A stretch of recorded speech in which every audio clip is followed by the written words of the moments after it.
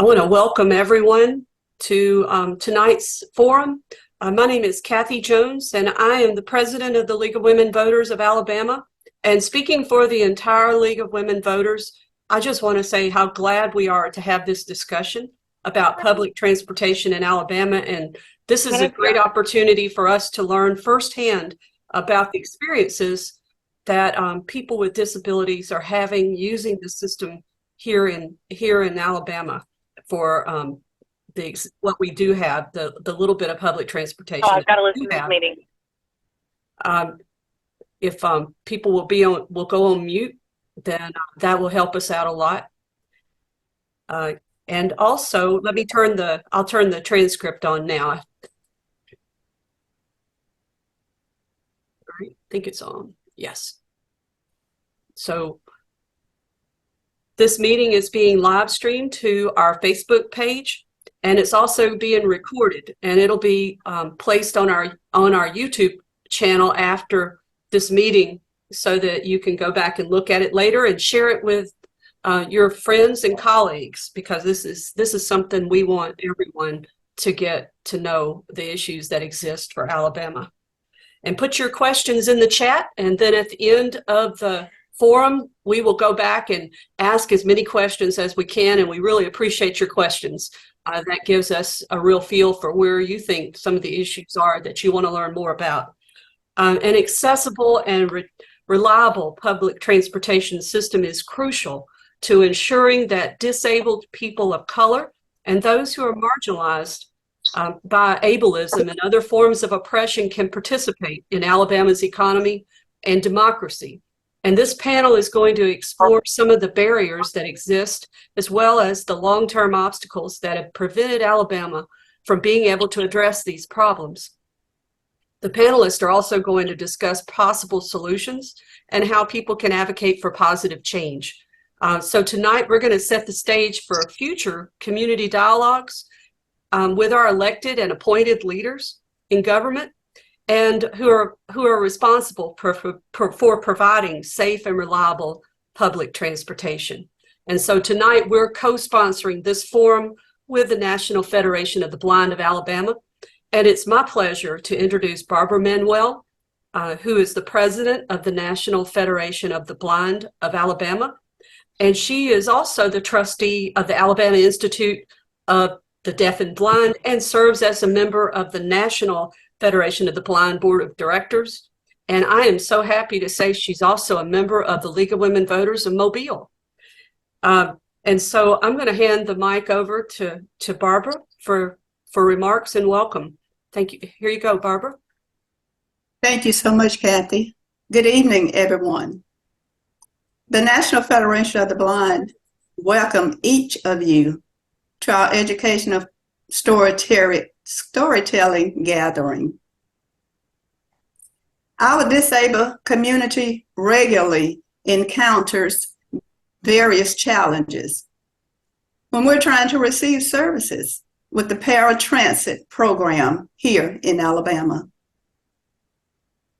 We're extremely grateful to each of you for joining us today, and definitely grateful to the League of Women Voters of Alabama, working with our community to shed some light on the things we face when we're trying to commute around our prospective cities, to our places of employment, health providers, shopping, entertainment, visiting family, or to other destinations. Sometimes can be cumbersome. Your presence is greatly appreciated. Thank you so much for joining us this evening. Back to you, Kathy. Thank you, Barbara. All right, so now we're going to get started. And I would like to introduce our first two panelists, John Northrop and Neil Rafferty. John is a member of the Transit Citizens Advisory Board to the Birmingham Jefferson County Transit Authority and a coordinator for the Action Coalition for Transit in Alabama. ACT is a nonpartisan volunteer alliance of individuals and organizations that are working to ensure dependable, sustainable access to life necessities and amenities. And John is the retired head of the Alabama School of Fine Arts and a former leader for the Citizens Climate Lobby of Birmingham. And now I want to also introduce Representative Neil Rafferty, who is a member of the Alabama House of Representatives representing District 54, which includes neighborhoods, several Birmingham neighborhoods, as well as most of central Irondale and parts of southern Centerpoint and western Trussville. And he was first elected in 2018. Neil is a former member of the United States Marine Corps and a veteran of the global war on terrorism. And prior to his election to the House of Representatives, he worked as the Director of Research and Development for Birmingham's AIDS outreach. And so I appreciate you guys being here today, and wanted to kind of start the conversation about public transportation with just helping us all understand more about the history of public transportation in Alabama, and especially how Alabama's legislature has done what they've done to support or not support public transportation in Alabama. And so, Neil, if you could kick it off, and then John, just if you'd follow up and add whatever you think needs to be added. All right, so thank you all for having me, and thanks everyone for being on tonight to be part of this very important discussion that affects people. It doesn't matter what part of the state you are in. Public transportation is a vital part of ensuring equity and access to opportunity for all people here. So I'm really glad to be part of this discussion, and thank you to League of Women Voters and the Federation of the Blind of Alabama for inviting me on. I would say that the biggest hang-up, the biggest issue that we are facing probably with public transportation in the state of Alabama happened back in 1952 when voters approved Amendment 93 to the Alabama Constitution. And this restricted the use of state gasoline taxes dollars to construction and maintenance of roads and highways and traffic regulation and enforcement. Once that was happened, any sort of revenue that we would be generating from levying taxes on gasoline, which is how most other states do end up financing public transportation in some form or fashion, have been restricted. Back in 2018, I think, is when we created I wasn't in office at this point, but I think that's when the Public Transportation Trust Fund was formed, which was a way for the legislature to allocate dollars and put money into this trust fund, and then we would have a mechanism to be able to match and apply for grants and other federal funding to match the federal funds to come down and then build more comprehensive public transportation systems here in the state. And what's happened is we still haven't found any sort of appropriate mechanism to adequately or sustainably fund that public that public trust fund. So what's happened is we've created these devices, we've created these mechanisms in order to kind of get through the Amendment 93 problem, but we have not adequately found any way to support that way. And before, when I first came into the legislature, this is a big issue for me because of what my experience with a lot of my clients and working in Birmingham AIDS outreach and client services was finding ways of transportation for them. So they could get to the doctor, so they could get to work, so that they can get to their jobs, anything along those lines. But I think it's important to note that this isn't just an urban issue, right? So this is definitely an urban and rural issue. This is an issue that affects the whole state. For instance, you might have a job training center at a rural community college or center like that, but the jobs that they're training for would be an hour and a half away commute.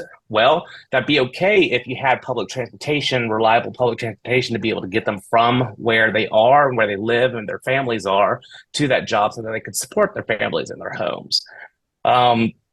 So ideally, there's essentially two paths forward here. There's either to go forward with amending the Constitution to allow us to start spending some of the money that we collect from gas tax revenue and invest it into the public trust fund, or we find some other sort of mechanism or funding source to put into that money, but into that trust fund. Like I said, once we start showing that we're going to put that we're invested in this, that this is something that we're going to do as a state, then we can start seeing a lot of money come down from the feds to help us with certain projects across the state to help fund public transportation. Other than that, I'm really looking forward to hearing some of the other stories that we can do here, particularly when it comes to paratransit and microtransit. I think those are real issues to establish the dignity and independence of people living with disabilities. So I'm really looking forward to this. And if there's any other questions, I'm happy to do my best to answer them. If I do not know the answer, I will tell you I do not know the answer. So, but anyway, I'm happy to be here and happy to address any questions y'all might have. Thank you, Neil. We're asking everyone to put their questions in the chat, but just don't forget, if you got a question, go ahead and put it in there and we're keeping track of it. And so, John, if you'll come on, Jean, we'll leave them both up. You can leave them both up just for a moment. Okay. All right. Well, that's good. Just, you can tell some of the spotlighting is an art. And I think right now I'm going to go off of it. And John, do you have anything you'd like to add to this? Yeah, a couple of things, three things maybe. First of all, I know a lot of what's going to happen tonight is some interesting, provocative, and probably disturbing personal stories. I just want to share that even though I don't have a disability, there have been 3 points in my life where I had a very strong need for public transportation, and I'm glad that I was able to get it. The very first time, the most important one, was here in Alabama.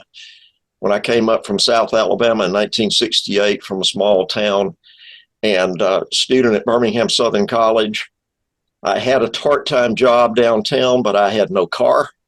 But luckily back then, there was a bus that ran just about every 10 minutes down Graymont Avenue, back and forth downtown. That's the way I got through college, is because I had public transit to help me pay the bills. So I really appreciate it. And I think one of the problems we face in the state is that not enough people have actually had positive experiences with public transit. They don't understand the benefits that everybody can realize from better public transit. I'd like to add one thing to what Neil said, and that is that depending on your source of information, Alabama is either one of the last 3 states in the country not to put any state funding into public transit. But I've seen a source, Inside Climate News, came out with a story about 2 months ago that said that we are now the only state, Alabama is the only state in the country that puts no direct state funding into public transit across the state.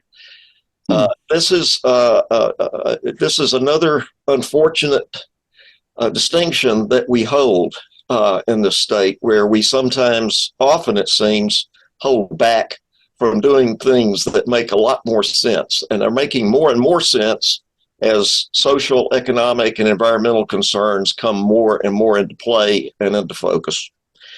So let me say that in terms of, I'd like, I guess, now talk a little bit about ACT. ACT, the Action Coalition for Transit, is an ad hoc group that came together last year. We kind of brought ourselves together around the Alabama Arise concept of putting some of the federal money coming into the state in big batches lately into the Public Transit Trust Fund. Circumstances didn't let that happen last year, and we weren't able to win that same approach, same ask this year.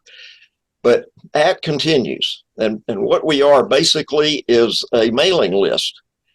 We have a variety of people around the state hundreds of people around the state who signed up to our mailing list. And so we send out action notices and updates on progress, particularly during the legislative session, trying to give people the opportunity to dial into their elected leaders and make their feelings and thoughts known about public transit.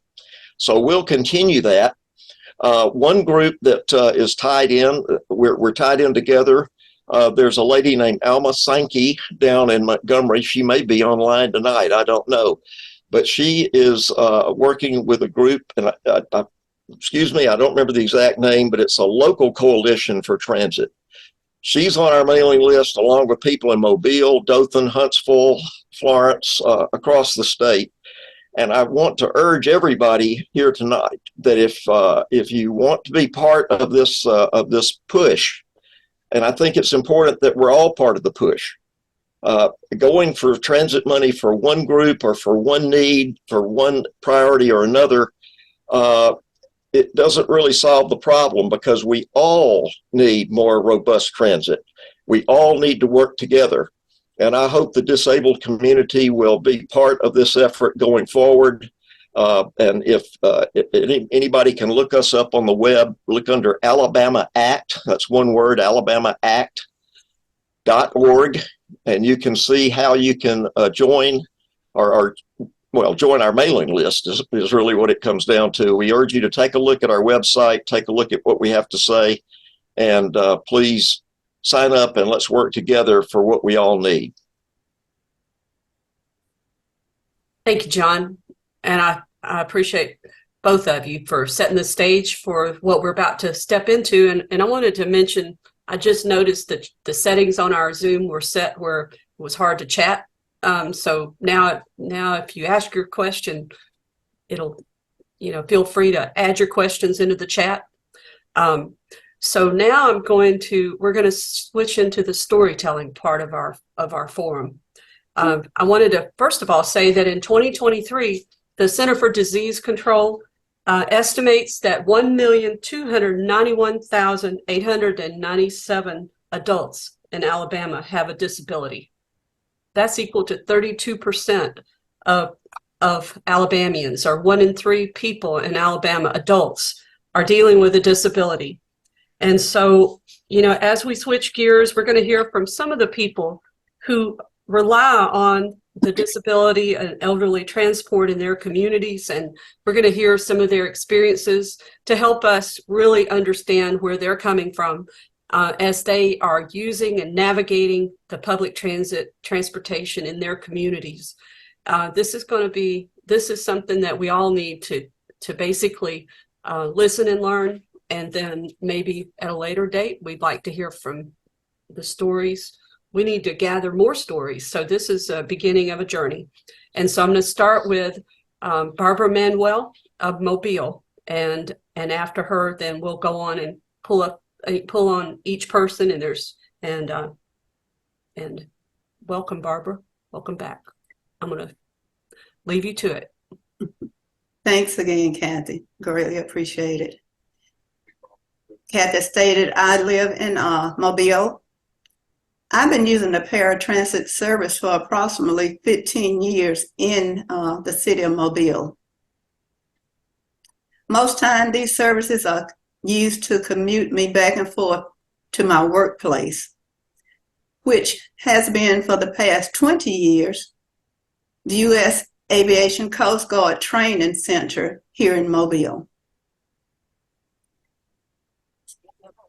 Several years ago, some of the drivers were told not to assist me in any way when I arrived at my requested drop-off, even though they were regularly available to assist other passengers.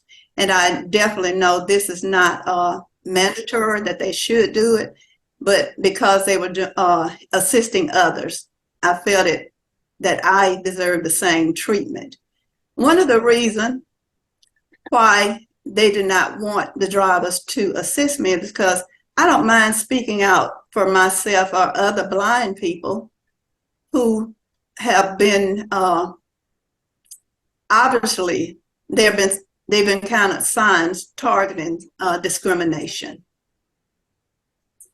The drivers even admitted to me that a notification was placed on my name indicating that they should not help me during this time.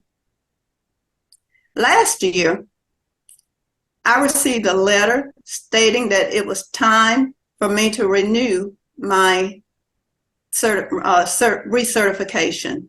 Of course, the letter came in the mail. I could not access it. I contacted the office after one of my relatives came over to read it, and I told them, well, I asked them if I could request transportation to the appointment. They told me that I could. I was able to get a friend of mine to take me to the appointment. When I arrived, I was given an application which was on paper and asked me to fill it out. Of course, I had to get my girlfriend to fill it out for me. We sit there and we filled out that information. Once we filled it out, a few minutes later, a young lady from one of the back office came and asked me to come to her office, which I followed her. Once I got into the office, she asked me the same questions over again that I had already filled out. Questions like, can I tell time? She asked me how often did I ride the services to the grocery store? How many times a week did I use it to the grocery store or other locations? She asked me if I knew how to count money. Of course, I told her yes. I've been self-employed for over 35 years. So we proceeded also. I answered several other questions. But when she got up from her desk and stated that she was ready to do an evaluation on my eyesight, that's when I told her that the appointment was over. I asked her if she was qualified to check my visual acuity. Of course, she was not. At that point, she ended up told me to wait a second. She went and talked to her manager. So when she came back, she asked me would I be willing to step outside and see if I could walk 20 to 25 steps independently. I proceeded to step outside with her, and I made the steps independently. So when I went back in the office, I asked her, could I speak to her manager? She said yes. After a few minutes later, the manager came out.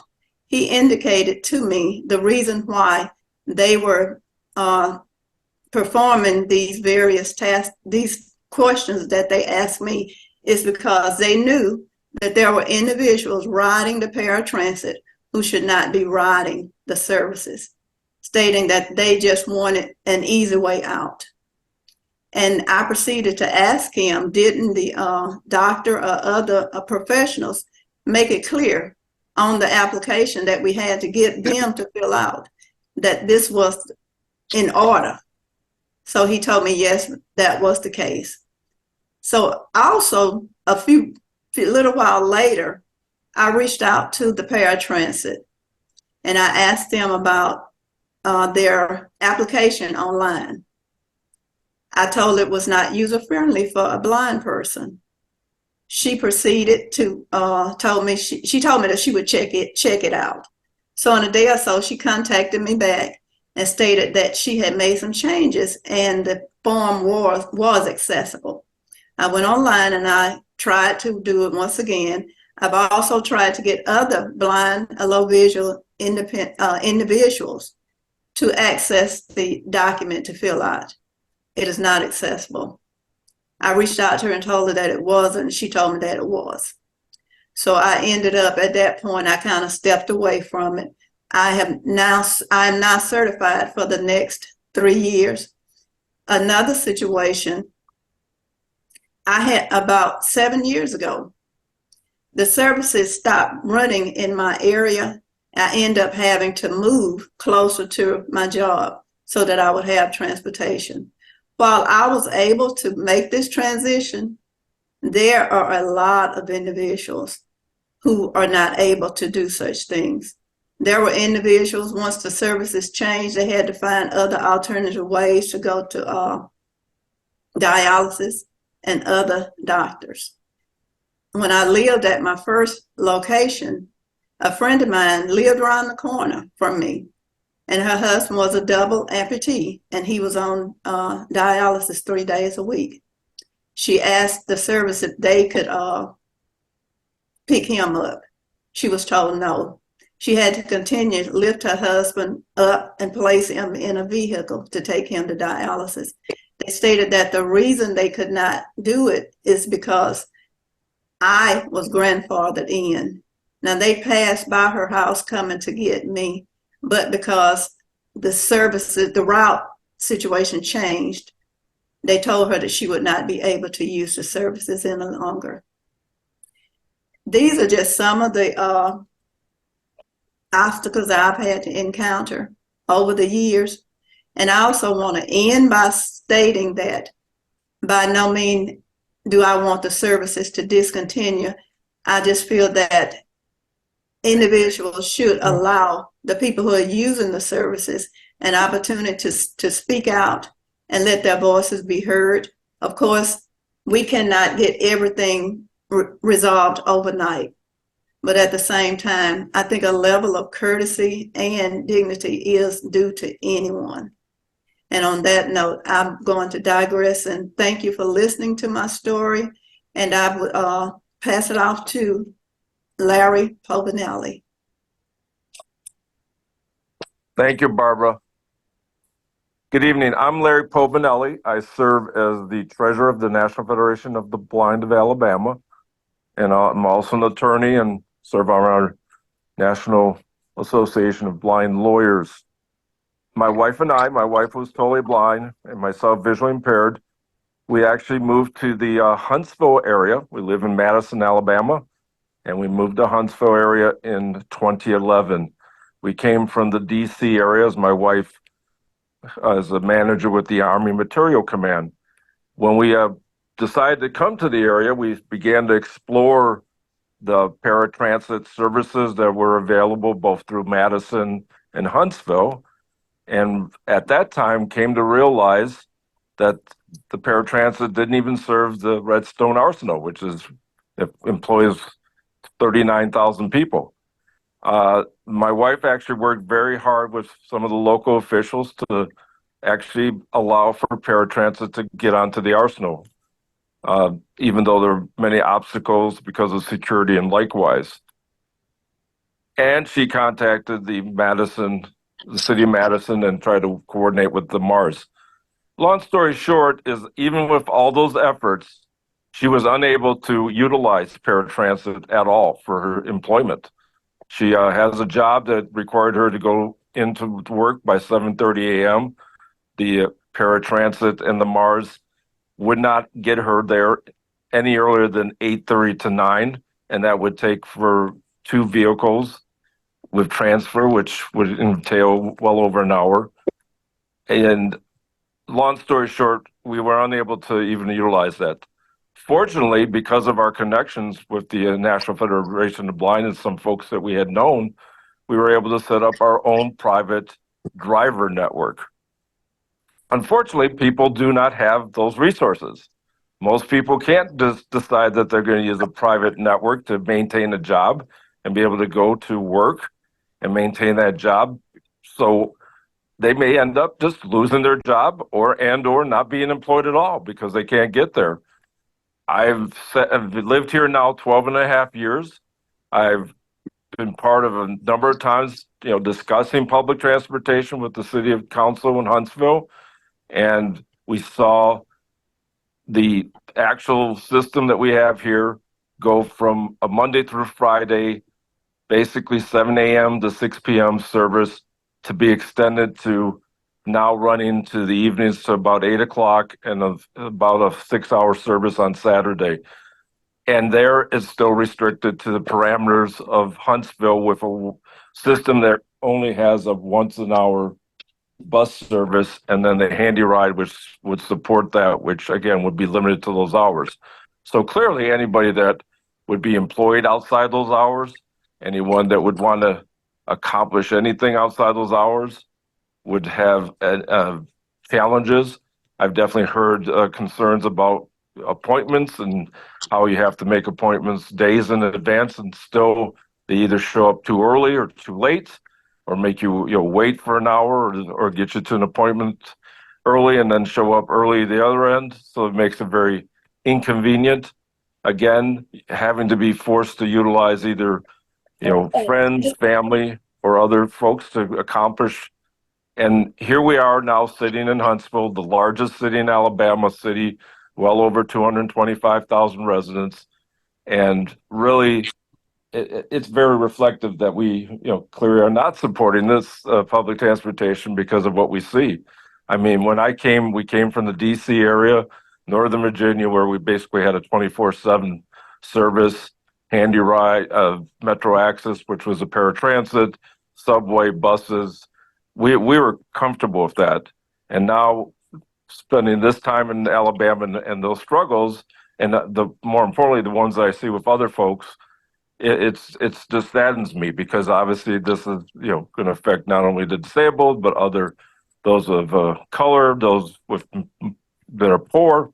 So you begin to see how this affects, and I really just wanted to share that story, that how it affected us and how we really want to be involved in changing and really bringing a class act to Alabama. So that's my presentation, and I believe, Zippora, you next?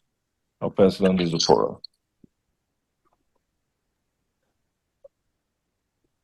Hi, I thought I was after Jill, but I'll take it. Jill's not on. Thanks, Larry. Oh, okay. I apologize. I came in late. I am here, but I'll take my Oh, turn after okay, you Zippora. got in. You want? All right, one of you then. Who's going? Okay. Who's I'll going go ahead. now? We'll I'll add go ahead and go as Zippora. Okay, Zippora. All right, I'm gonna try to go ahead. Go Okay. go ahead, Zippora. Well, Let's see. I would definitely like to say thank you guys for having me on today. I am very passionate about this topic of transportation. I know you've heard from Ms. Barbara and you've heard from Larry how important and how difficult that this transportation situation is for people of disabilities. I also am very shocked to hear that Alabama does not help state fund their transportation, and that may be a whole lot of the problem. I am a mother of 2 and a grandmother of 4. I've lived in many different states, and I've had to use many different forms of public transportation. Just as Larry stated before, I've lived in a city that had 24-hour access to public transportation. But I'll start back when that I was I am visually impaired, but I also have rheumatoid arthritis. And so I have 2 disabilities that limits me to certain parts of transportation. So I've had to use paratransit. I've used the city bus. I've used taxis, Ubers, Lyft, whatever forms of transportation that are available to me, I have used. Just like Ms. Barbara and Larry, I am blessed to be employed. I am self-employed now, but I also, as like Larry's wife, have worked on a military base where I couldn't get transportation. I had to have someone take me to work because I worked the late night shift. And at this time I was living in Tampa, Florida. I had to work the late night shift. No buses left and went on the base after 8 p.m. But I worked the midnight shift. And so I had to get someone to drive me. But when that person was unavailable anymore and could not drive me, I had a choice. Could either quit my job and find something else. And as a visually impaired person, finding another job is not as easy as it is for a lot of our sighted counterparts. And I had two young daughters, and so I couldn't afford to just leave my job. And I was in college at the time. So not only do I have college student loans and I have two children, I can't just leave my job.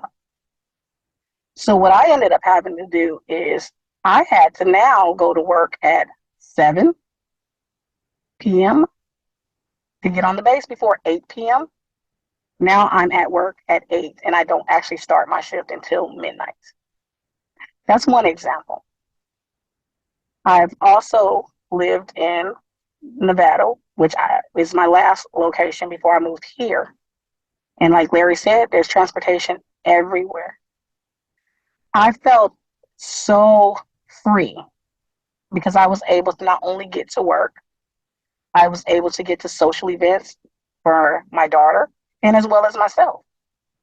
I feel that a person that has a disability should not just be limited because they have that disability and not just only be able to go to work. They should be able to do night events. They should be able to go to concerts. They should be able to take their family to dinner late in the evening after they get off work. But with the services that I'm seeing here in Alabama, when I first moved to Alabama, I was in Dothan. Well, their transportation stops at 4:30. And it's for everyone.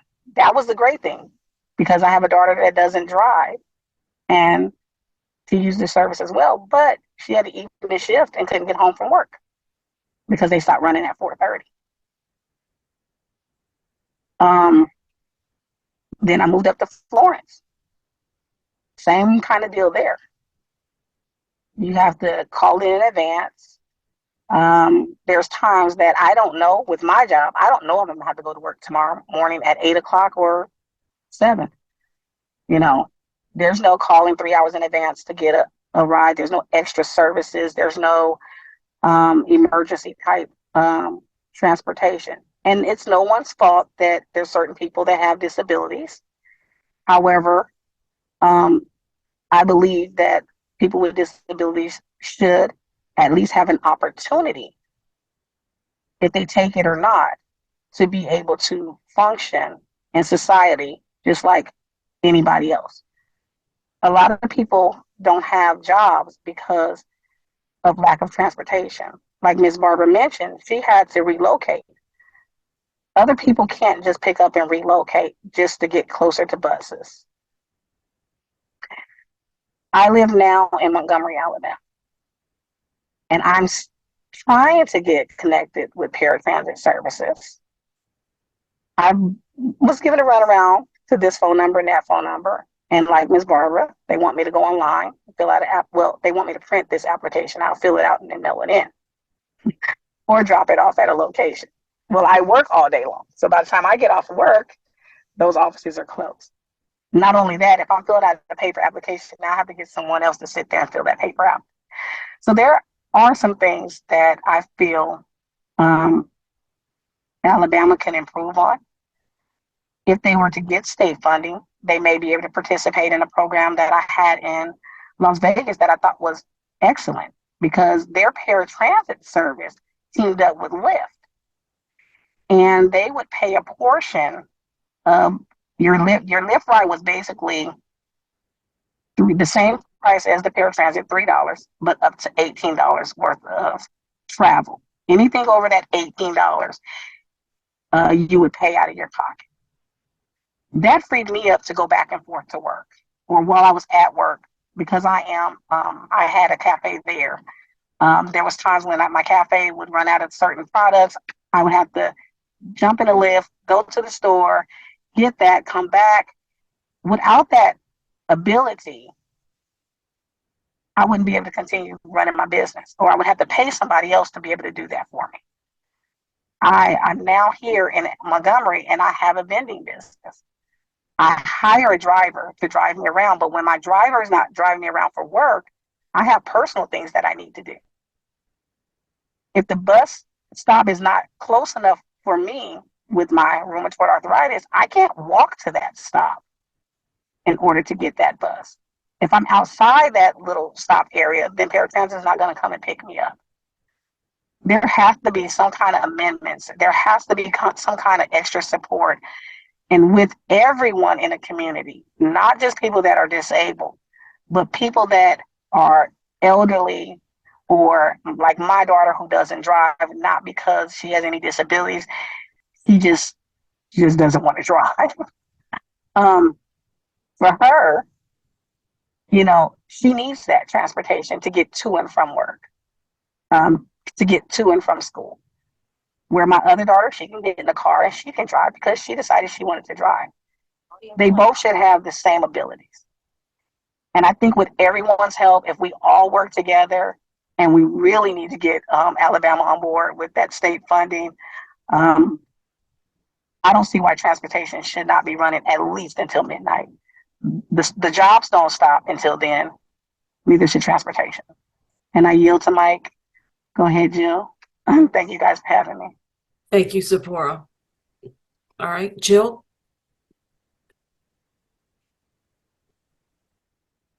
I'm not. Are you on camera, Jill, or are you on the phone? We're looking to spotlight you. Now, think There of you there. are. Yes. Hey. Yeah, thank you so much for inviting me to come and speak and share a bit of my story tonight. My name is Jill Rossitor, and I live in Florence, Alabama. I've lived in the northwest part of Alabama all my life. I became legally blind at the age of 18, but even prior to age 18, when I turned 16, I did not have, good enough acuities to drive. So basically, I've never driven. I've had to either depend upon family members, friends, hired drivers, grown children, and what little bit of transportation that we have here in our area. Like Zippora mentioned, for people who have disabilities and who are blind, sometimes it's really difficult to find employment. And in my case, I was blessed tremendously by God to be able to have, good employment. I've worked with the Alabama Department of Rehabilitation Services and with the Social Security Administration.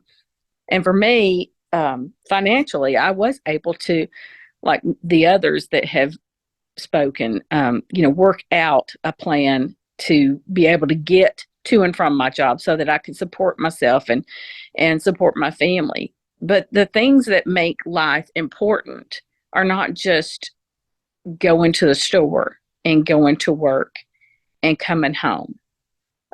It's, going to a place of worship and having people that you can, participate in that with. I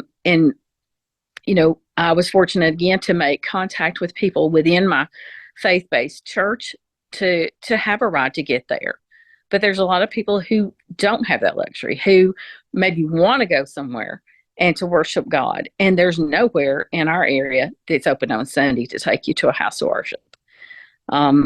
For me, as a mom, just wanting to get out and take my kids to a park was an impossibility because the buses never ran on the weekends. And because I chose to work and wanted to provide for my family, I wasn't available during the weeks when the bus were running to take my kids even to the park. My kids haven't been able to participate in after school activities like a lot of kids have. Being able to get transportation for my kids to and from practices such as football or dance or cheer was never an option for us because we didn't have those kind of funds. We had enough money to work towards, getting to and from work, getting to and from the grocery store, and the necessities of life, but not the joys.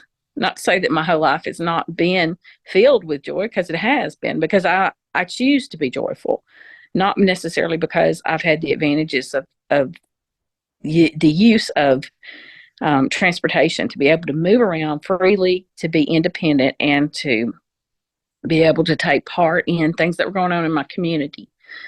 My husband is originally from England, and this summer we went to visit his family. His mom and dad invited us over. It's the first time he'd been home in almost 20 years.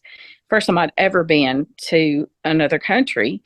And I was absolutely dumbfounded at the fact that there were bus stops everywhere. There were trains going from Liverpool We rode the train from basically a little small town between Manchester and Liverpool all the way to London and back, and never had to worry about having a car. We walked to the train station from where his parents lived. And from what my husband tells me, the whole country of England would fit inside the state of Alabama. So I don't think we're so spread out that we couldn't do that because they have it there in Europe. And it was just a liberating feeling. He and I could actually hop a train and go do our own thing without having to, worry about calling 2 weeks in advance to get a ride to somewhere, or worrying would we get back in time, for the buses to stop running, because they run all the time there. Now, granted, theirs are slow sometimes, but hey, I would take slow after over no any day. And just having the opportunities to be able to live life like everyone else, be able to get out and participate fully, because there's plenty of things that I have an interest in. But the first question is, can I get there? And if I can get there, can I afford to get there? Now that we have Uber and Lyft, like if I were to take an Uber from my house to my work, which I work in Muscle Shoals, it would be over $30 one way. So if I don't get a bus ride, which is $3 using the NACOG transit here, then, $33 to and from is really not much worth going to work that day. I could just take a personal day for having to pay that much money. And how many of those do you get, per month or per year that you can afford to do that? And with our transit system, it's a demand response system. So it's not truly paratransit and it's not truly public transportation. It's somewhere in the middle. And the waters are very muddy as to what the requirements are and how they get funded and what they're supposed to be doing versus what we're getting. But, just this afternoon, I was, riding home, and, of course it's not a chauffeur. So you ride the bus with other individuals. And so when the bus driver picked me up from my work and we were heading towards my house, I said, well, do we have anyone else to pick up? And he said, yes, I've got to pick up a lady at a doctor's office. And I said, okay. So we went to the heart doctor's office, the heart lab or whatever here in town. And he said, I know she's in there because I brought her earlier. And he said, and the deal is the pickup time, there's a 5-minute waiting period. They'll wait for you 5 minutes. Well, he already knows she didn't have a way to get there because he's the one that brought her. So he's thinking, well, she's not out yet. So he radios in to tell them, I'm going to go ahead and take my other rider and then swing back by here. And the young lady in the office just says, no, just mark it as a no-show. And was going to leave this elderly woman who was already at a heart doctor sitting there trying to figure out how she was going to get home. Well, he and I talked about it, and as far as I know, after he dropped me off, he was going to go back by and see if he could pick her up and take her home because he has a heart. We have people that are working in these jobs who really just do not care. They have so much apathy for the people that they serve, even the little bit of transportation that we have. I was told when I was denied a ride because of lack of availability one morning, oh, don't feel bad. There's even people that are on dialysis we can't get sometimes. And that is not acceptable. That is not acceptable. I won't die from not going to work. But a person could die by not getting dialysis. And so whatever becomes of this transportation, trust, I hope we can trust the people that are receiving the funds from it to run their systems.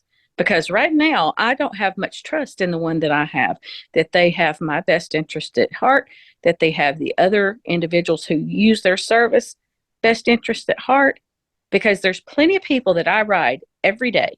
I try to get a ride every day to and from work.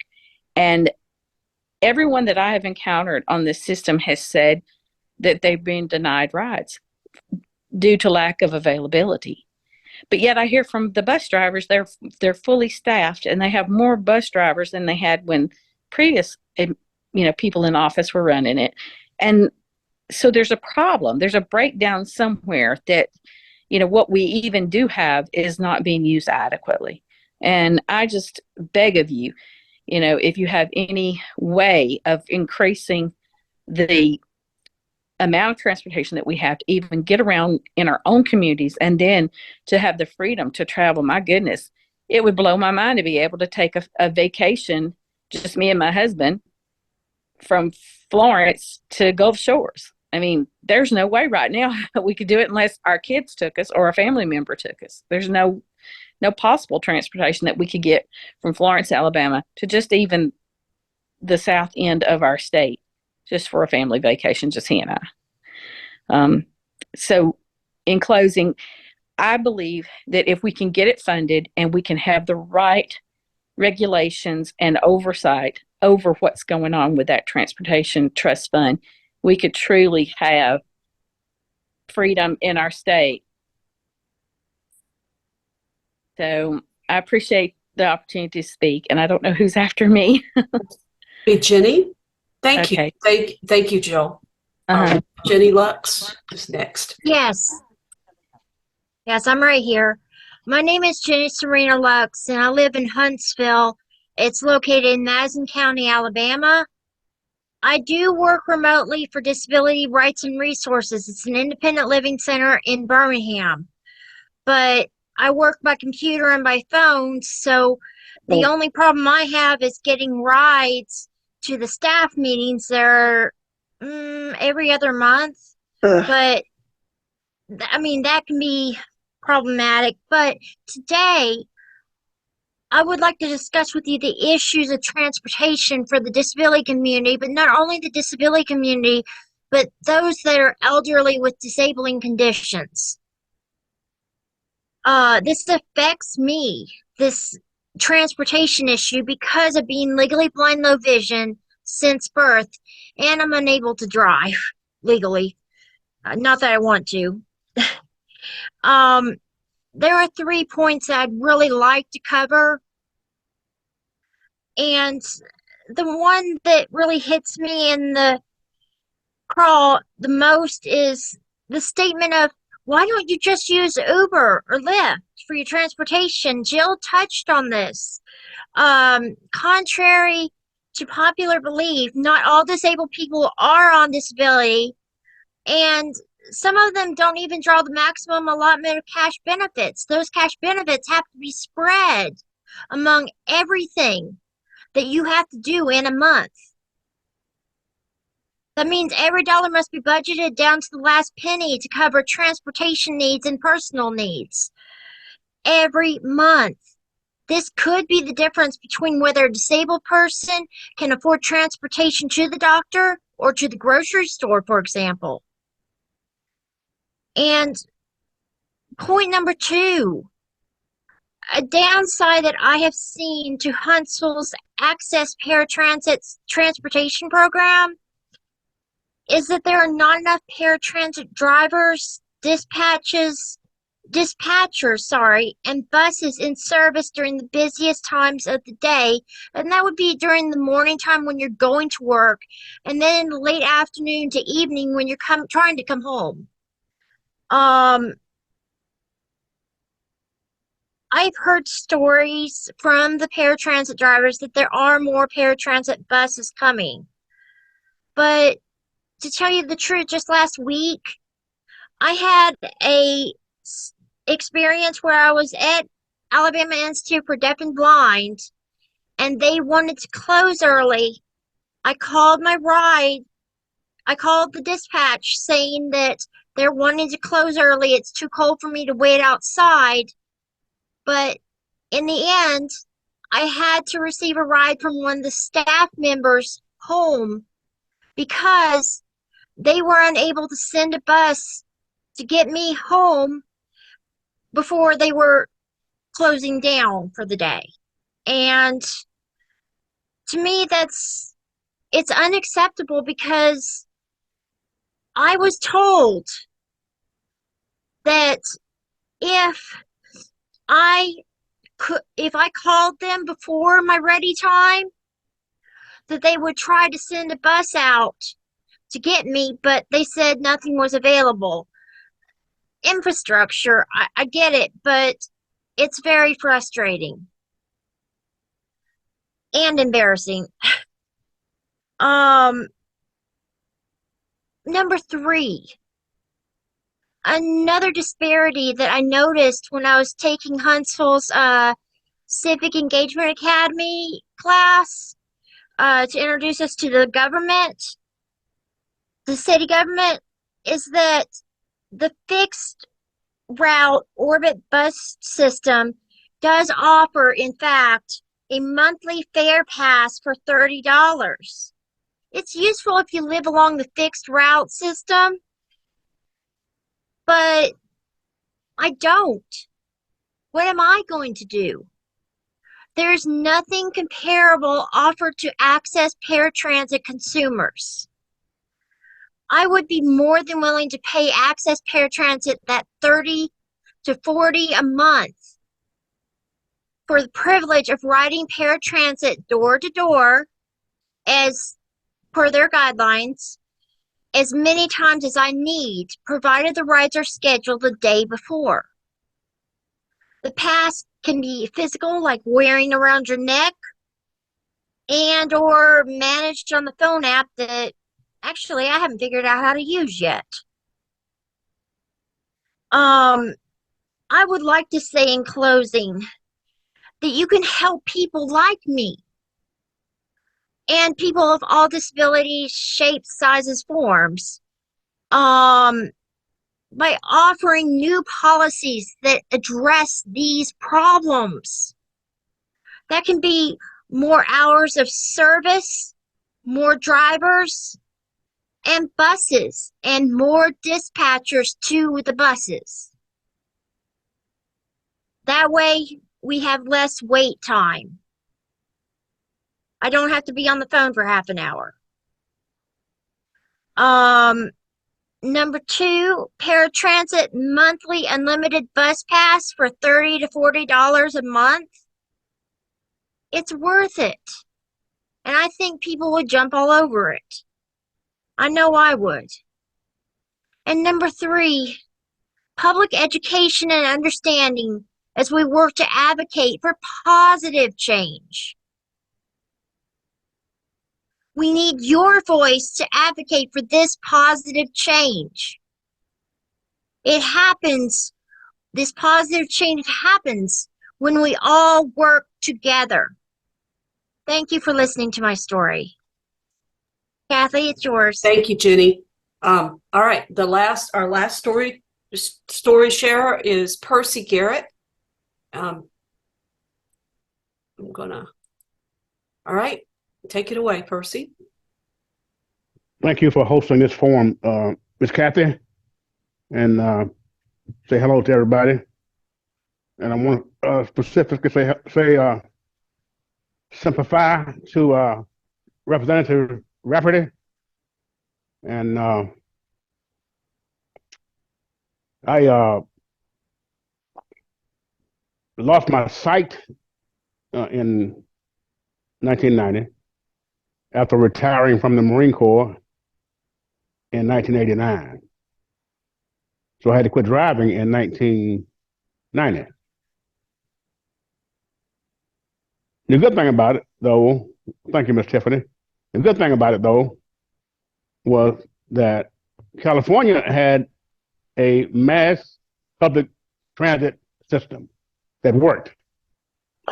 I could walk out of my house and jump on a bus and go out and shop, go to church, anywhere I needed to go, from San Diego all the way to San Francisco. They had buses, they had rails, they had trolleys, they had air, and they even had the Greyhound system. And that's one of the questions that I have about Alabama public transportation. Is Greyhound and Amtrak linked to that same system? And the reason I ask that question is because I live in Dothan. And sometimes there are some things that are going on in Montgomery, especially during the general session of the legislature. And most of the sessions start in the morning. But I can't get there on the Greyhound. They only got one Greyhound from Dothan to Birmingham once a day. And coming back, the same thing. One Greyhound. I wonder why that is. Is that system linked to Alabama public transportation? Is that linked to the 1952 amendment to the Constitution? I wonder if it is or not. And I wanted to ask Alabama Act and Representative Rafferty, would submitting a bill for public transportation work at this time? Because I am with the National Federation of the Blind, and I'm on the legislative committee, and we have a bill ready to be sponsored. So I wonder if it's in futility because of the funding and other things. So Percy, we'll get back into we'll go to questions and answers when we. Yeah. Let's okay. put a pen in if you want to remind me that about your question when we get to it. Then let's go back to it. No. I just wanted to raise a question. I really didn't want to answer right now. I'm just talking. I spent 22 years in the Marine Corps, active duty. Went around the world. You know the old song, from the halls of Montezuma to the shore of Tripoli. We fight our country's battles on air, on land, and sea, and we had transportation to do that. Now I am stuck in Alabama as a caged Marine. I'm homebound. I have a gym membership at Planet Fitness for $10 a month. But if I go 3 days a week, and which is not enough for me, that's $30 one way, $60 round trip, just for exercise. And I can't do it. Can't get to church. Can't even go vote. One of the things that happened to me in the last election is that I called Houston County Transit to go vote. And they said they couldn't do it. I had to call Uber. I had to pay a massive amount of money just to vote. So I am an advocate for public transportation. I'm glad to hear that Alabama Act was here. Never heard of them until today. I'm glad I'm here. So my goal is to do something about it. That's why I asked questions. We need to know what the next step is. And I'll shut up. I'll stop right here. I don't know who's next, Ms. Kathy. Well, Percy, you are bringing the storytelling part of this conversation to a close, and I really appreciate everyone's story. Thank you, Percy. And let me just 1 sec. I'm going to come back on. All right. So this is a different forum than we typically do because we've shifted gears several times now, and sharing stories is how we come together and we build relationships and common understanding, and we learn about some of the problems, which we're not afraid to learn about our problems because then we can know better how to go fix them and also how to help each other.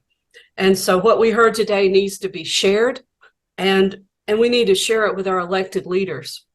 And right now I would like to invite Dev Wakeley to join me, and he's going to give us a legislative update as we get ready for the 2024 legislative session and talk about ways that we can help to increase and amplify the voices of the disabled community in public transportation. And so let me just also say that I'm so proud to know Dev through Alabama Rise, and he is a policy advocate for Alabama Rise, and he joined as a policy analyst in 2018 before moving to his current role in 2022, and he is from Gardendale native. I have family from Gardendale, and so he's got a BA in philosophy from Franklin and Marshall College, and a degree in law from University of Alabama, and he's got admitted to the Bar Association in 2017. I want to welcome you and ask you, could you please, Deb, give us some insights into the legislative priorities that you see in 2024, and then we'll go from there. Yeah, absolutely. So first off, the storytelling aspect of this was really, and it sort of, to me, knits together a lot of truths that we, as Arise, as a member-directed organization, experience in here on a regular basis ourselves. And there are so many different aspects where the state's transportation system has failed that it looks like a systemic failure, and that's because it is. It is a system-wide failure that, to some extent, is kept in a semi-functioning capacity by local folks who are doing desperate work to try to keep a basic societal need up and running, and really they're not. When you have such a patchwork system in the state, it's bound to fail. I noticed Ted in the chat talking about how when you diminish the overall level of service in terms of line cutting and in terms of times of service cutting, you see ridership drop even more precipitously compared to the ratio of that. And that's because people can't rely on it, as so many folks have said tonight, to see to their basic needs. And that results, I mean, the background that we're seeing here is the result of a system that is fraught with corporate capture. And that started from the 1950s constitutional amendment that Representative Rafferty was mentioning and discussed. That's just an example of corporate control over the investment of public dollars. That's all it is. That's exactly why it is. The road builders got their hooks into the money, and they kept every single penny of it. And we've been dealing with the drastic societal consequences of that ever since, to the detriment of the people of Alabama of every stripe, and including folks with disabilities and including folks who need to get to work. As one of the things that I hear the most commonly in my work as a worker policy advocate is that I need this to get to work, and including in a real poetic sense of injustice here. Folks who are working in the auto industry need transportation from public transit to get to work. It's a system that doesn't work for anybody. And the only way to fix that is to invest in it specifically and substantially as a public good. So we've been working for a while now on public transit because, again, as a member-directed organization, our members tell us what they want us to do. And adequate public transit funding has been on our radar for quite a while now. I've worked on it for several years. Unfortunately, without either a dedicated funding pathway via a dedicated fee system or tax structure, or with dedicated or repeated general fund appropriations. This year at Arise, we're going to be working both angles, frankly, and that's out of political necessity to an extent, because we're leading into an election cycle that is normally a really bad time for revenue measures that can be viewed as taxes or fee increases, and the legislative bravery to implement those to benefit people's everyday lives just frankly isn't there a lot of the time. It's a much heavier lift. So one of the other pathways that we're looking for is a general fund appropriation in an amount to basically allow for significant public investment in some areas of public transit. And this is going to be great for a couple of reasons. If we can get either the legislative general fund appropriation or the dedicated funding pathway, because this would be state money, and as such, it can be used for a federal match. and the federal match for transit infrastructure is substantial.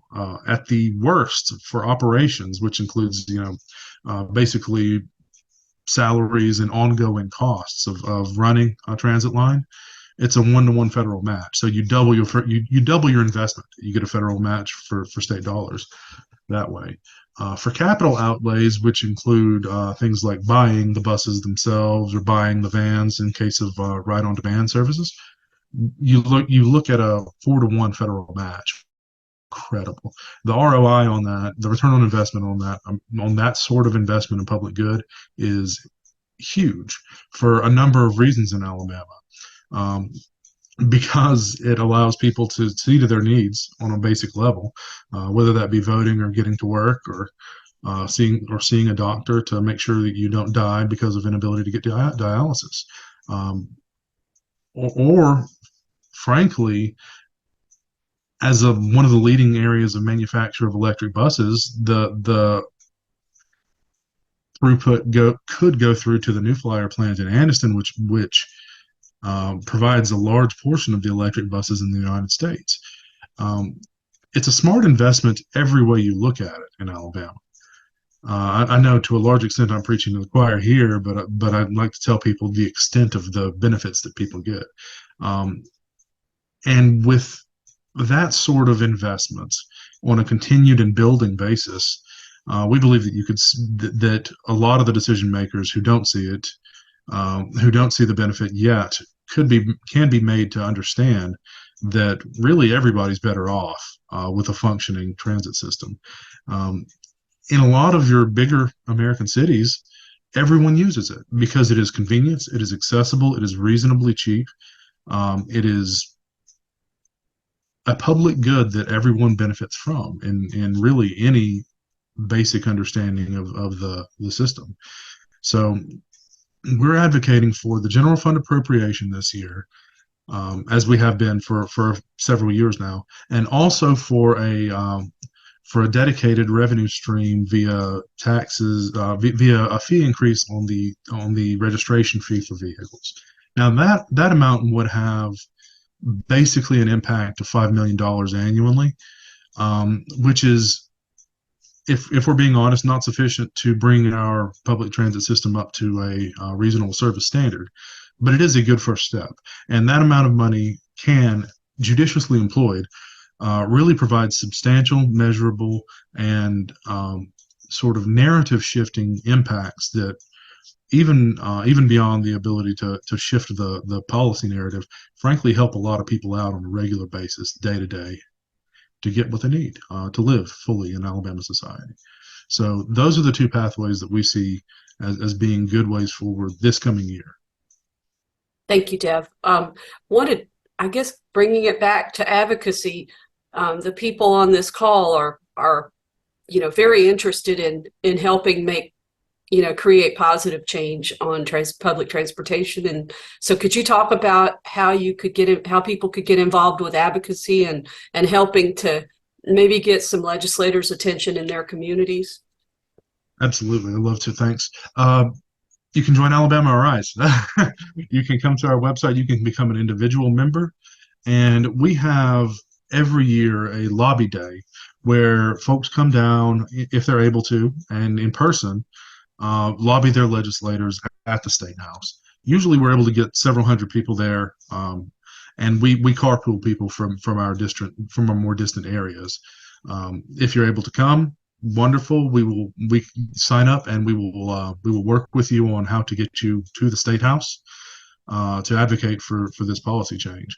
But beyond that, there are a number of other avenues that we include that we advocate for public goods by using, and that includes regular updates, discussions with folks who are sorry for background noise, who are in their legislators' home districts, and talk about what they need on a regular basis.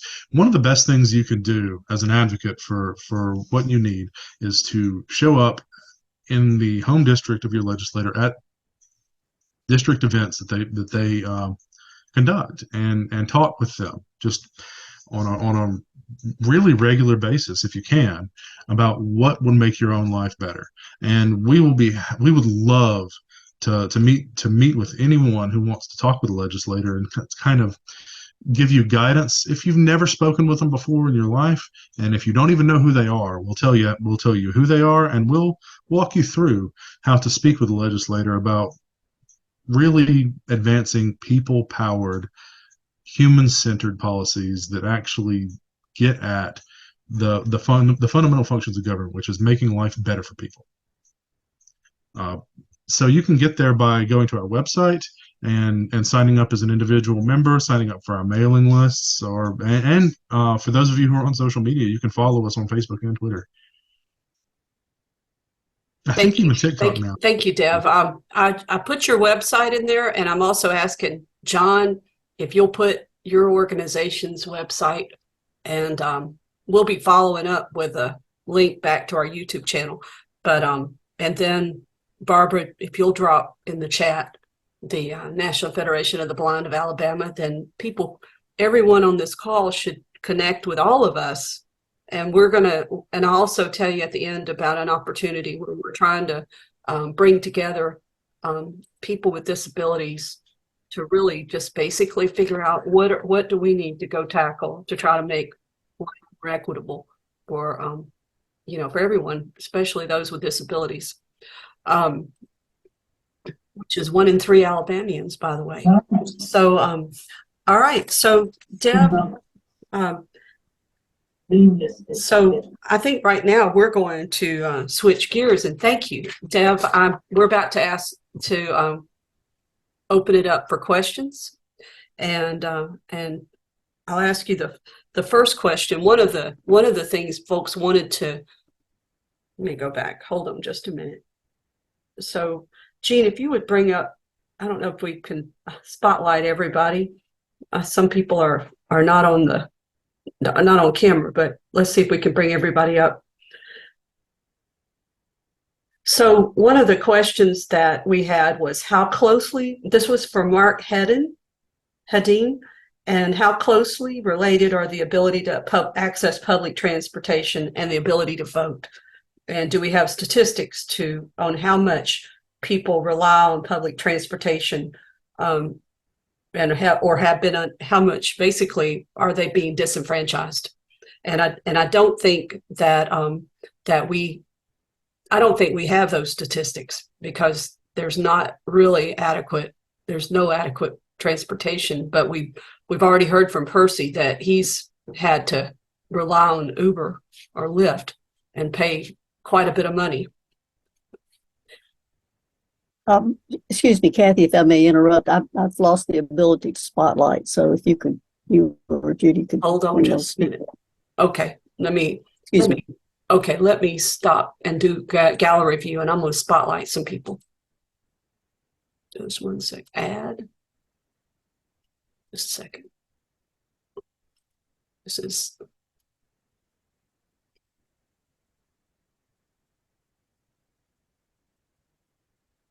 Tell you what, while I'm doing this, if people want to come off of mute and ask your question, we've got a few minutes, and then about 5 minutes of questions. So this'll help me. Give me time to start spotlighting people. Zippora, you have your hand up. I'm gonna. I don't think. Why don't you? I don't have a way to spotlight you if you're not on camera. Okay, I just want to ask a quick question. Okay, yes. Go ahead. Can you hear me? Yes. Okay. One of my sorry, my phone was talking over everything. One of my I'm kind of confused on who makes the decision with the having like a fixed bus route versus the type of transportation that is in Dothan and Florence, where everybody can ride it, but there's no specific paratransit because there is no fixed route. Who makes that decision for it to be in little parts of Alabama and not all throughout Alabama? And also a statement real quick. One of my concerns is, it goes back to you build it, they'll come. People can't use public transportation if it's not available for them. And, you know, if you put it out there, there's so many people that would utilize it. Not just people of disabilities, not just people that are poor, but also people that, you know, maybe their car broke down this week and they got to still get to work, you know. But if it's not available, you're never going to get that number. You're never going to get those statistics. But if anybody can answer that question about who gets those types of transportations, I greatly appreciate it. Thanks.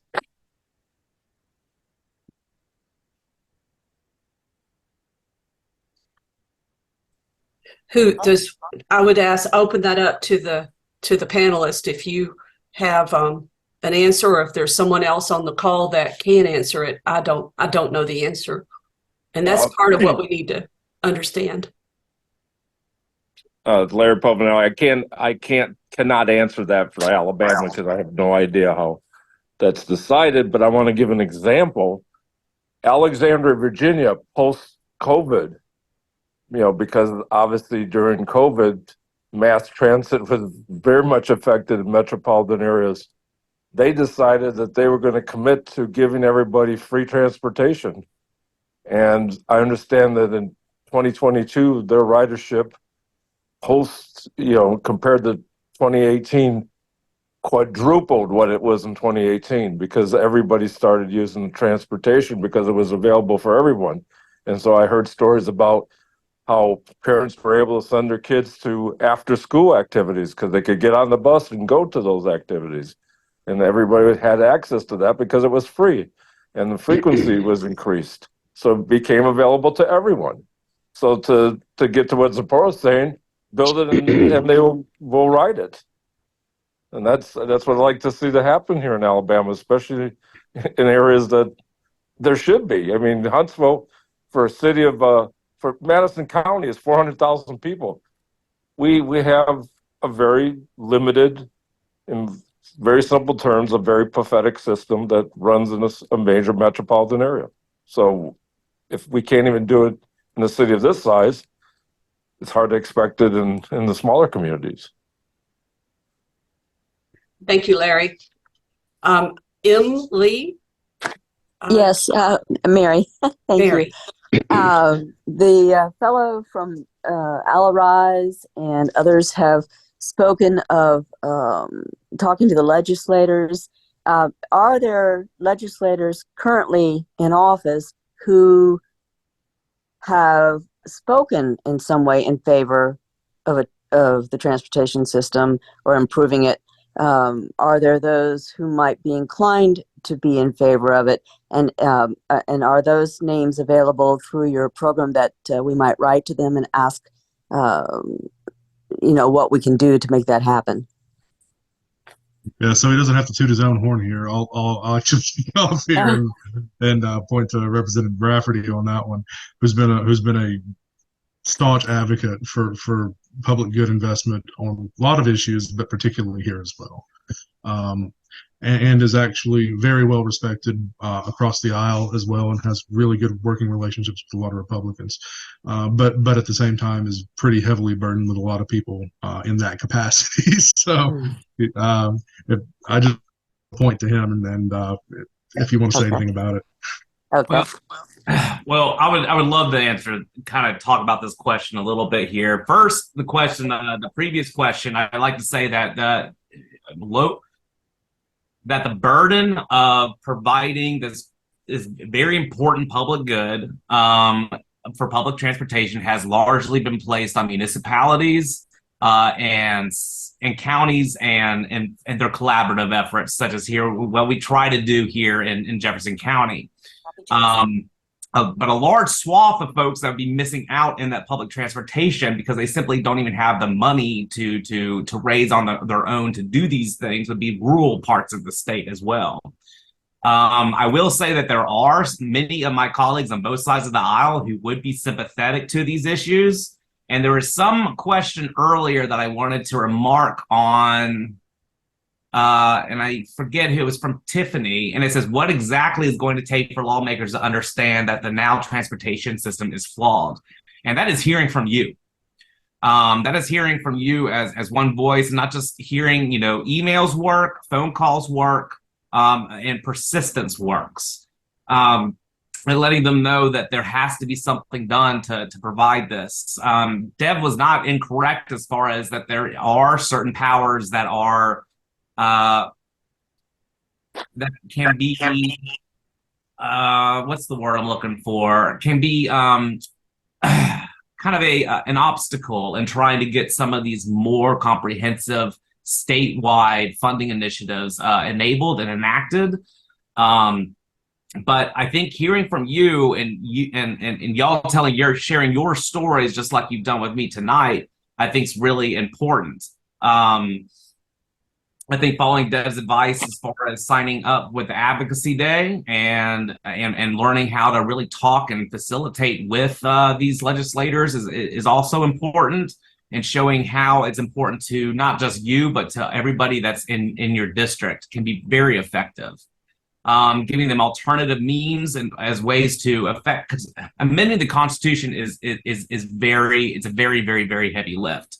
So I think Dev's got, Alabama Rise has a great plan forward as far as what we can do to look at general fund appropriations and those kinds of things. And if we focus on the members of the general funds committees, then there might be a route forward. It just really depends. But nothing is more powerful than when you're standing there in front of them in their office. It's just one-on-one, you and them, and they're looking you, and you're telling them and sharing the stories that y'all shared tonight. You can't underestimate how impactful that can be in helping make those decisions behind those closed doors where the sausage is made, in one way or another. Speaking. Mm-hmm. Oh. What can be done, Hold on just a second. Wait, I'm sorry? I'm sorry, there was somebody came off of mute. Oh, that's okay. All right. So that's part of what I think is only going to be the way to move the needle forward. So far, and I hate to say it like this, but so far it's usually been Birmingham and Jefferson County that's largely been advocating for public transit, public transportation.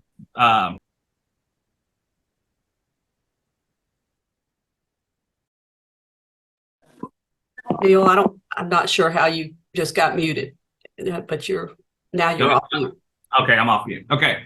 It's been in Jefferson County quite a bit. So I feel like if we, these Huntsville stories, these Mobile stories, these stories from rural Alabama and other parts of the state are really important to this discussion.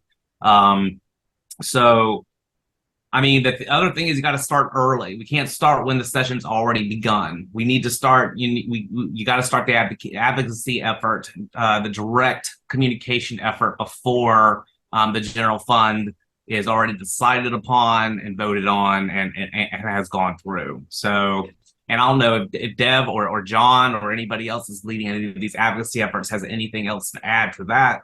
I'd be welcome, and I would welcome hearing from them as well.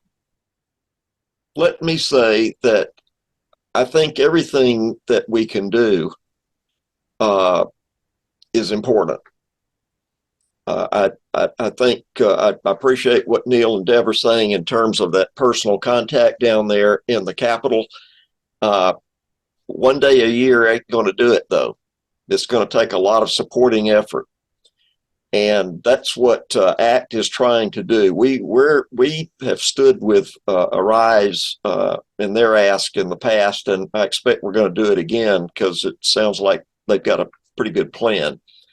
But what we can offer is a regular reminder to our mailing list that folks need to be in touch with their legislators, not just once, not just twice, but repeatedly, as often as it takes, as often as you can stand doing it. Put them through it too. So that's redundancy, persistence. I think it was either Neil or Deb or maybe both said something about persistence. That's what it's going to take. And it's going to take not just hundreds of us. It's going to take thousands of us Okay? I mean, let's be realistic about this. Legislators have to hear from numbers. Otherwise, they don't believe the voters really care. That's exactly, John. Exactly right. We have one more question, one more person with their hand up, and then we're going to conclude the tonight's discussion. And Robin Buckaloo. I want to make a couple of points. One is I absolutely agree with all of the disadvantages that have been heaped upon the community with disabilities. But I think you're overlooking something, and that is you have a great power in your collective talents for adding to the workforce. What always speaks to the Alabama legislature is money. And right now, they are absolutely down in the dumps because they can't get enough people into the workforce. And the simplest way to get a lot more people who are talented into the workforce is to provide them a way to get to work. And the task force that they put together has already identified transportation as one of the 3 major obstacles to getting talented, educated people back into the workforce. So one of the things we need to do is go talk to the Chamber of Commerce. You're overlooking all of these talented people that just can't get to work. And with the technology that we have today, don't think that visually impaired people can't work. Don't think that people with cerebral palsy can't work. There are so many IT jobs, so many HR jobs that are going unfilled because people like the people that are on this video tonight have talents that they can't bring to bear because of a stupid lack of a bus. And I know that with the right arguments, the business community in Alabama will listen to this. That's why we have pre-K, because they listened.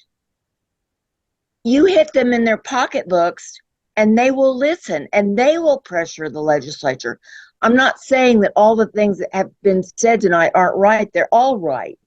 But this is an important avenue that we could use to press the case for better public transportation. Thanks. Thank you, Robin. So, you know what? I have a real hard time turning down people who want to make a comment. So I'm going to have one more, and then I really am going to have to. But Adelaide, you had your hand up. I think we're having some great discussions, and if you could just briefly make your comment, and then I need to get. We need to. A couple of things. One, I think we need to continue to also work towards getting the Alabama Public Transit Trust Fund, because that law says that once that fund is open, ADECA has to handle that money, and thus far they have said they don't want to do it. So that's gonna be probably something we need to go visit some legislators and talk to them about what needs to happen. And I think that's a real message coming out tonight that we need to get organized. The other thing is, I wanted to remind everybody that I know this is not about voting, but SB 1 has been pre-filed.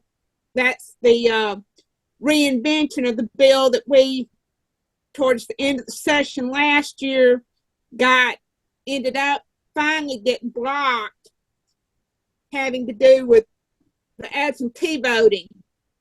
And so they've already pre-filed now SB 1, and I suspect here soon SB 509, HB 509, 209 rather, will be pre-filed again. So yep, that's a very good point. We are talking. I'm going to tell you guys how you can. We've got a meeting set up for the end of November where we're going to discuss the talking points for SB 1, and also do an overview of the entire absentee voting system, because that's a big part of what we need to understand is the whole system, and then how this bill is trying to basically handicap, so to speak, the ability to do any kind of really, free and open discussion of voting. So thank you for bringing that up, Adelie. So to bring this to a close, I'm going to hand this off to my friend Barbara Manuel again, and she'll close it from her side, and then I've got some closing remarks. So Barbara, thank you, everyone. Thank you so much, Kathy, and to everyone who took the time out of your busy schedule to speak to listen to our stories today, as well as the panelists for sharing input as well. As you can see, there are a lot of issues that needs to be addressed regarding to public transportation in Alabama. I feel that it is deplorable and shameful that we are being held in captivity since 1952. Prior to that, I'm understanding that these funds were able to be used for public transportation and other situations. But since 1952, and today it is 2023. In a few days will be 2024. And there has been no change to enhance not only the disabled individuals' lives, but all of the citizens of the great state of Alabama. We feel that it's time. It is definitely time to create opportunities for every citizen in the state. Legislators, we are asking you to please hear our voices. I would even go even further to ask you to place your keys in your desk drawer for 1 week and try to access public transportation. Then you would be able to see some of the issues that we face here in the state of Alabama. Again, thank you so very much for your time. Thank you, Kathy, and the League of Women Voters for your assistance with bringing this issue to light in Alabama. Kathy, I'll turn it back over to you at this time. Thank you. Thank you, Barbara. All right, so this has been an amazing conversation. It's shocking, but it's also necessary for us to all understand and be able to become better advocates and become more civically engaged in what's happening in Alabama to make the change that we know is needed. And so I want to thank the panelists for sharing their knowledge and also their experiences. And as we gain more experience, we learn more, we can hold our government accountable. And we're going to show up, find opportunities to show up and talk to our legislators, either when they're at home or down in Montgomery, because they come home on the weekend.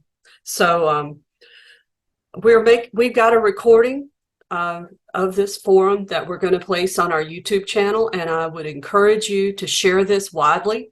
Send it to your legislators and ask them to watch it, and tell them you want to come talk to them as well. And I also want to make you aware of a new coalition that has formed.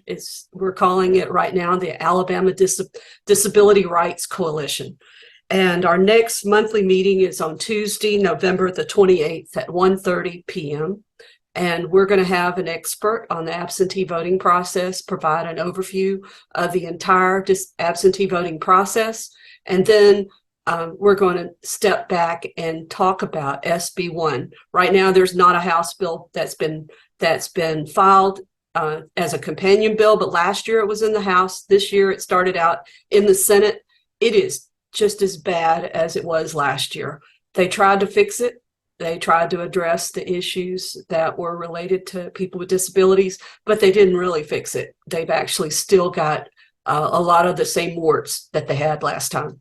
And so we need to get organized and fight it just like we did last year. And I will say that I am so convinced that it was this group, this disability rights advocates, as well as voting right, the League of Women Voters, Alabama Voting Rights Coalition. We all came together, and Alabama Rise, I think, went and talked to some folks. I mean, it takes all of us working together to get people's attention, and it was a concerted effort, and we made them blink. They're wanting to make it work this time. Third year may be their charm, but we don't think so. We're going to kill it again. And I also want to let you know about our upcoming educational forum. That is on Thursday, November the 16th. Jean has dropped the link into the chat. And this one is focusing on maternal mortality crisis, maternal mortality crisis in Alabama. We have some amazing medical professionals who practice midwifery, I think is the way you pronounce it. And so there's a link in the chat for you to look at the event on Facebook. We'll be sending out an email to all the people on our general interest list. And we're going to add all the people that signed up for tonight's forum to our general interest list. And so you'll know about the events that we're planning, but you can mark your calendar for November 16th at 6:30. And that'll be a virtual forum. And so again, thank you everybody for joining us, and we'll get to work. Thank you so much and have a great evening.